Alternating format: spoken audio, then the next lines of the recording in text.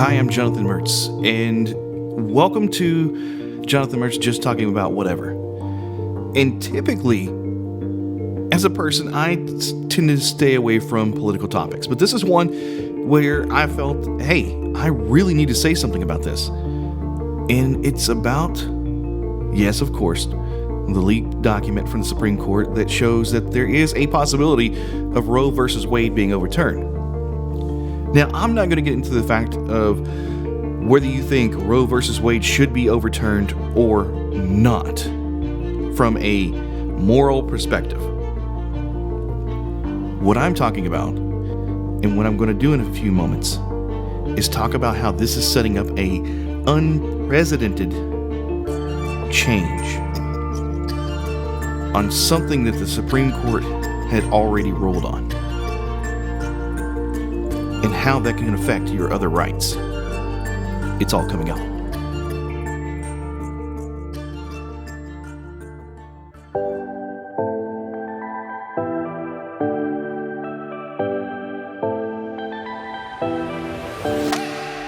Okay, so if you're looking for other podcasts to kind of get your hooks into, well, you might want to check out It's Your Break, which is my other podcast where I do interviews with people.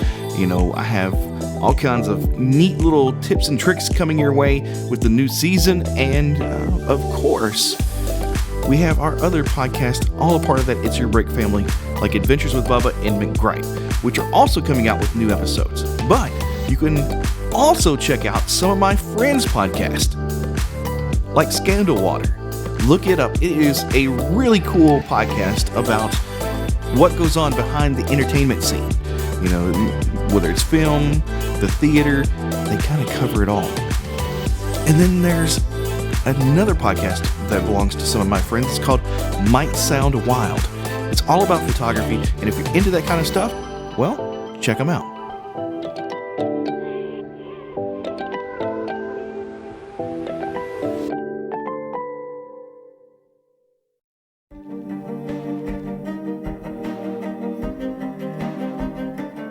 I'm not really sure how I should start this, but when you're thinking about Roe versus Wade, people have been on the fence about this for so long. Now, it seems that the majority of America, according to polls, and not everybody in America does that same poll, and it can be skewed to one side or the other when you look at the terms to the left and the right, when these polls are done, especially if it's coming through a specific media source, whether it's coming through Fox, whether it's coming through ABC or NBC or CNN.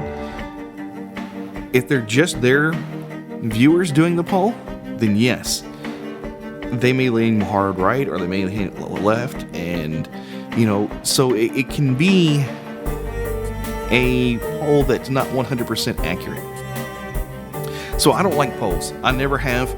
Never really liked them. But the fact is, Roe versus Wade has been a lot of people's consciences, morals.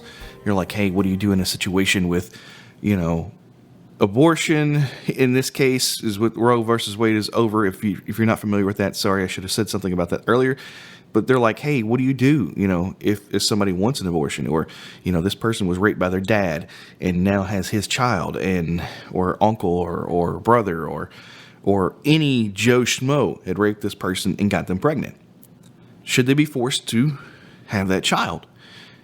That's one one issue. Now, what about a medical situation where it's the life of the parent and the child? Okay?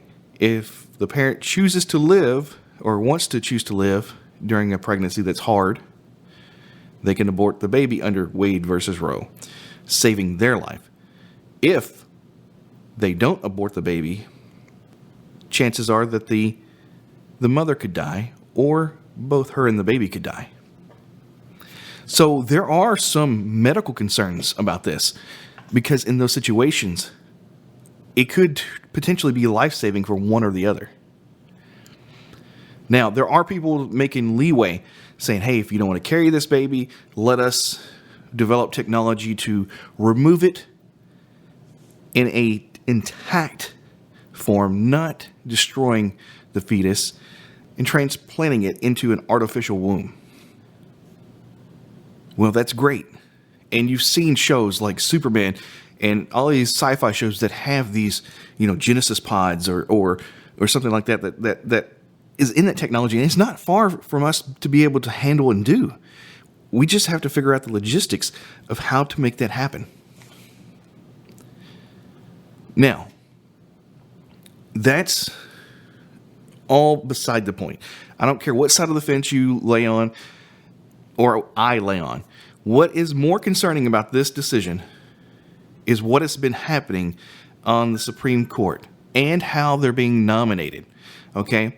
So because we, as an American society, have a party system, people are siding with the party, saying, oh yeah, the right is pro-Christianity and anti-abortion, and we hate, we shouldn't be killing people. And then the left's like, no, we have Christians too, but we're pro-abortion and pro-choice.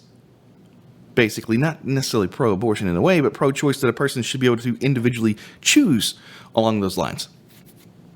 And those are conscious matters.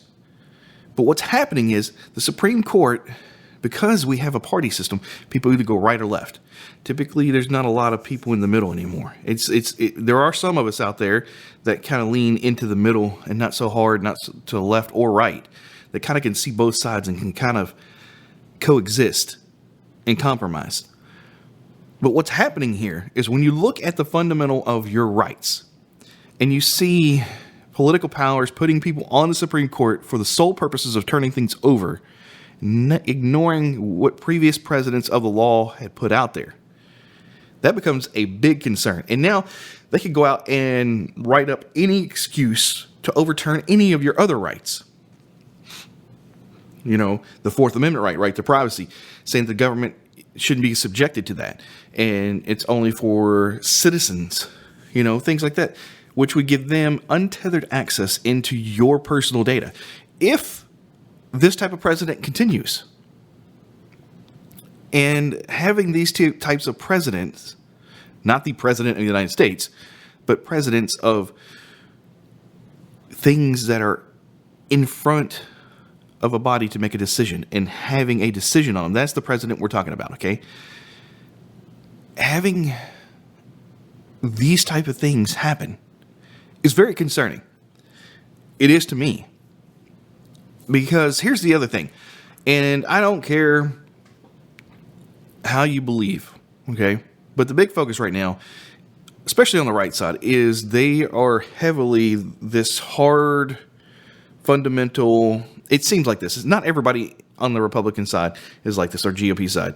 But they seem like there's such a hardcore Christianity. They're pushing all these Christian values, which is totally against the First Amendment when you talk to government. They're trying to force it down your throat. And it's also against biblical laws.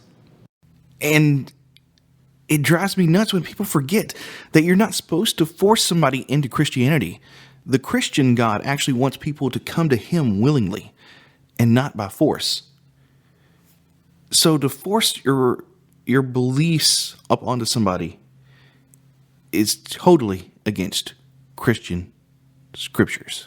But not only that, outside of what is actually written in the scripture, you have Christian organizations that interpret that scripture differently, and they believe in fundamentals differently. So here's the thing.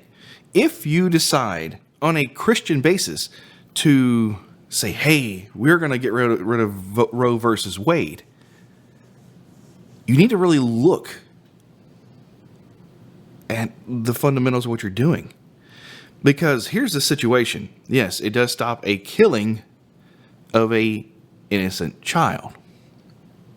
And a fetus is a child. I don't care, because it's not born at certain gestations. It's technically a child. It's a human that's being grown. It's already got life in it. It may not be able to survive outside of the womb, but technically, in its speaking, it has the same DNA as a fully developed human. And the problem that we have when we start looking at things from religious standpoints, especially from a Christian standpoint, which I'm a Christian myself, was raised as a Christian, is that not every Christian organization believes the same thing. I said that a while ago.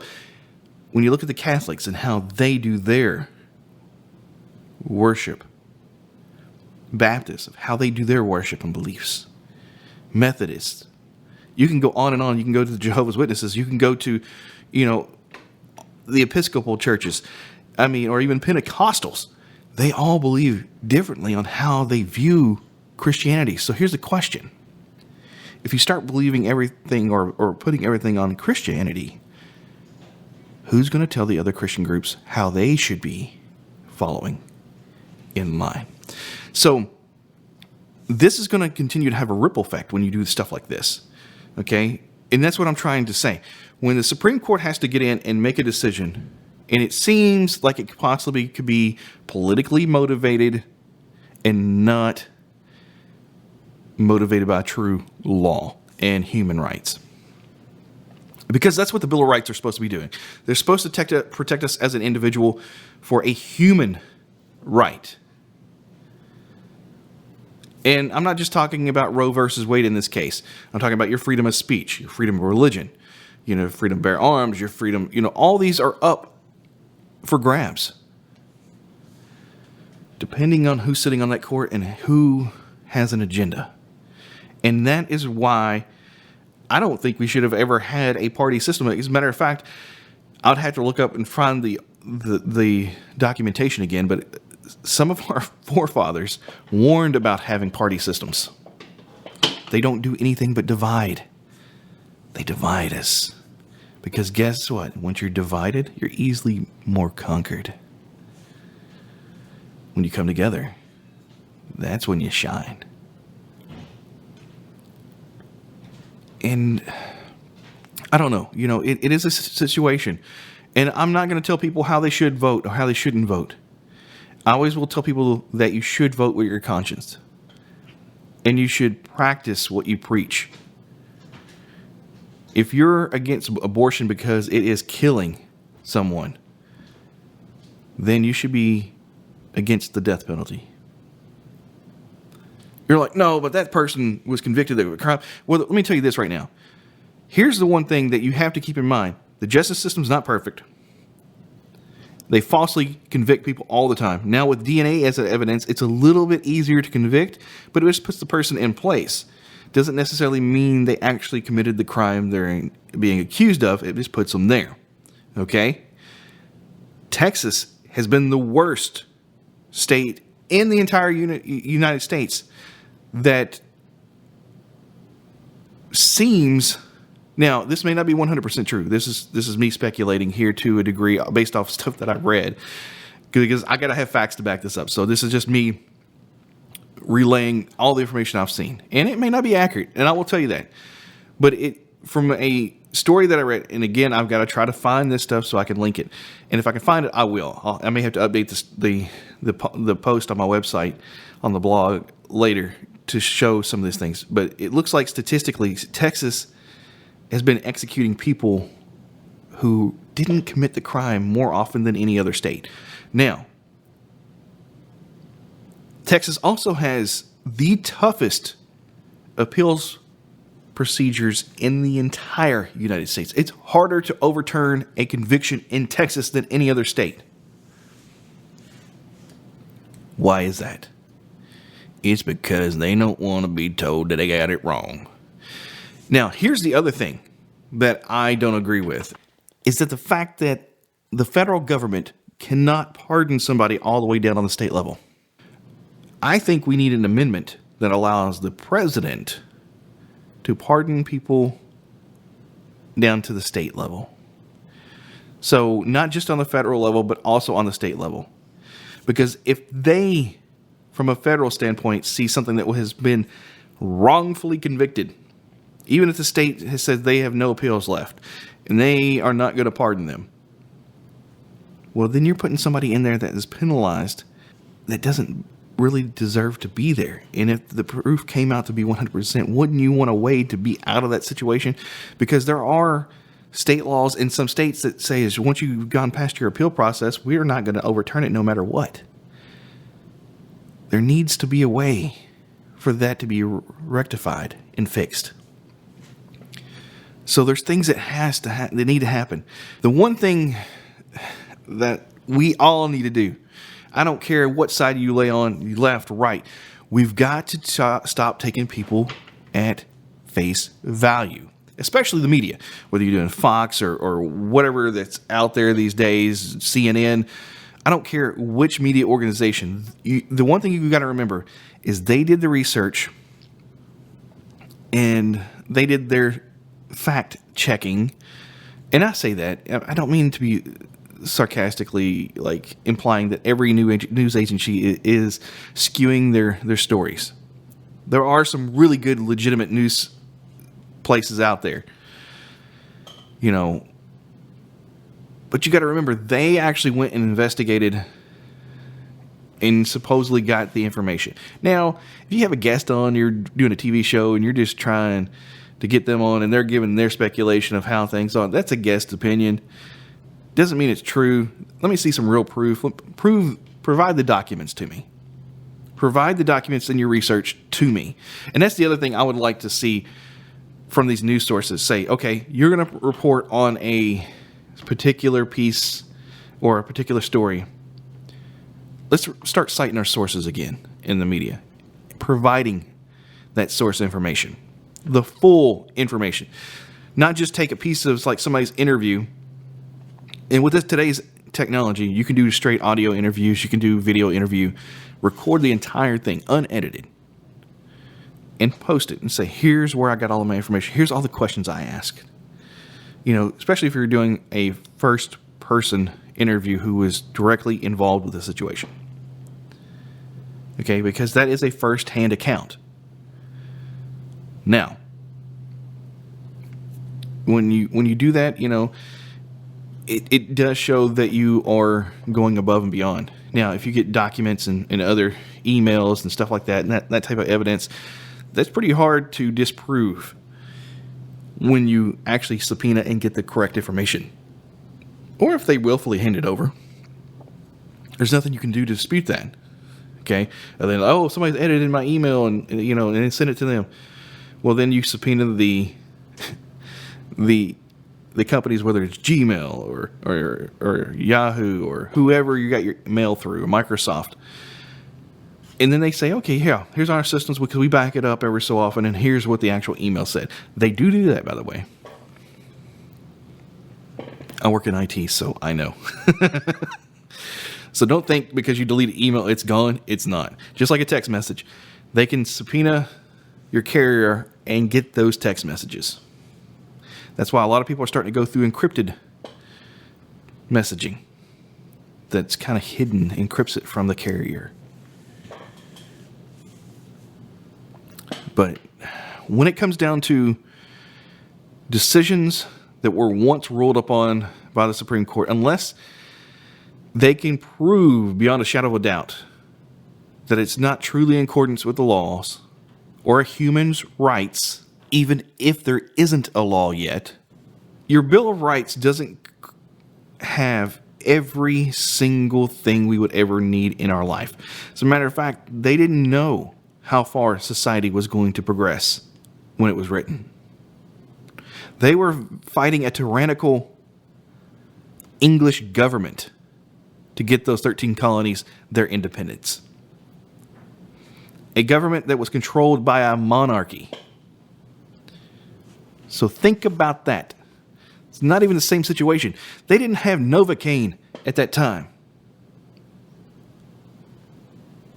You forget how, painful without Novocaine dental work would be. And back then, they just yanked that crap out of you. Now, they may liquor you up a little bit with some hard liquor. Now, what if you're under the belief that you shouldn't be drinking? Then you have to tough it out. People, we are very fortunate because we live in a society that is far more advanced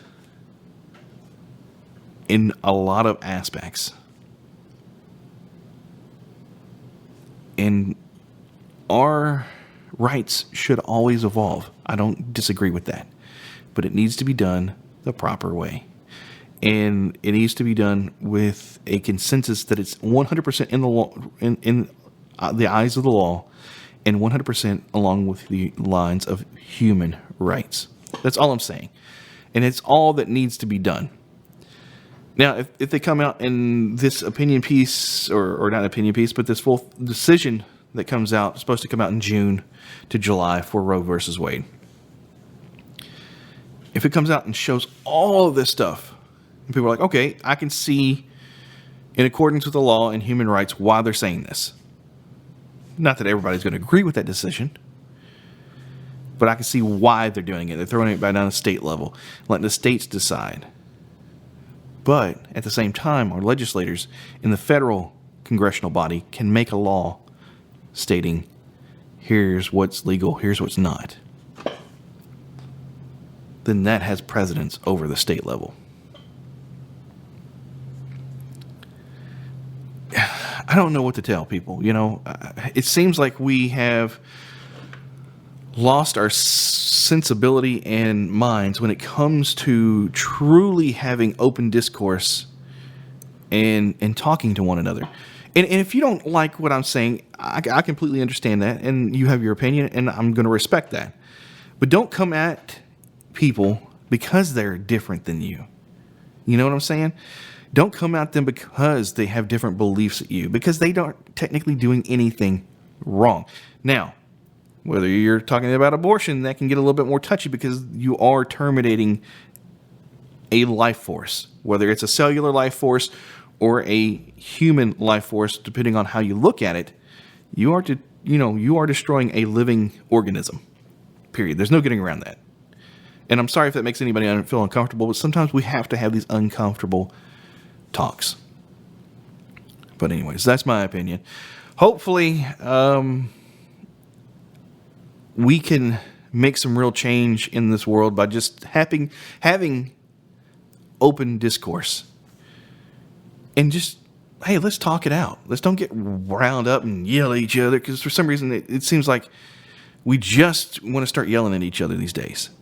And why not just sit like this and talk to each other? Man, I remember growing up back in the day, me and my friends did not like certain things, but we didn't hate each other's guts by the time we left after we were talking about it. But today, the way social media works and the way everything else works, hold back, buddy. You got people coming after you left and right. Anyway, speaking of social media, if you would like to follow me, this is a shameless plug anyways, you can go to Instagram and Twitter, and it's at Jonathan Mertz, and that's JONATHAN MERTZ. You can also find me on TikTok there, and on Facebook, it's I am Jonathan Mertz. So, anyways, until next time, and hopefully we have some interesting discussions.